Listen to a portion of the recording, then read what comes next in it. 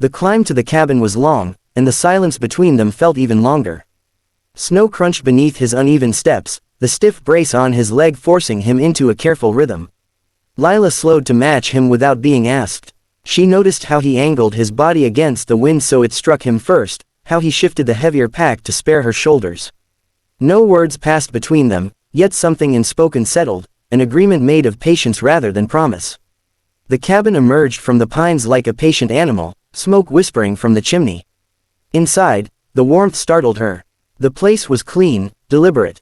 A small table repaired with careful joints, shelves of neatly labeled jars, a quilt folded with precision.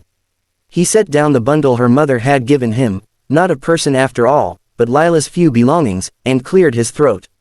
"You'll have the room by the window," he said, voice roughened by disuse. "I'll sleep by the stove."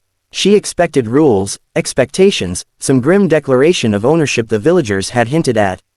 Instead, he showed her where the water was drawn, how to bank the fire, which path stayed safest after snowfall.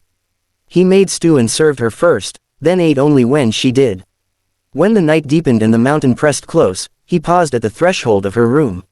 "You don't owe me anything," he said, eyes fixed on the floor. "Tomorrow, if you want to go back, I'll walk you down."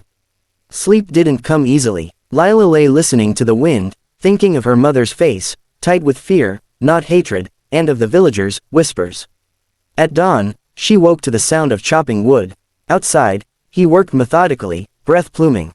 She realized then how much labor this life demanded, how much he carried alone.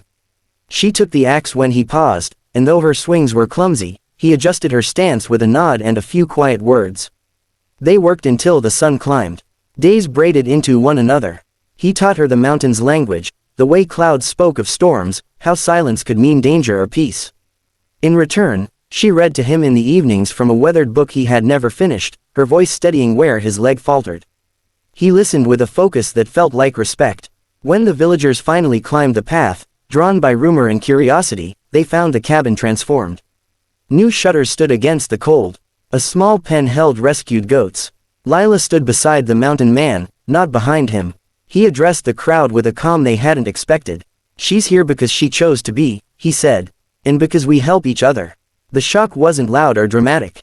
It was quieter, heavier, the realization that what they had given away had been dignity, and what he had given back was choice.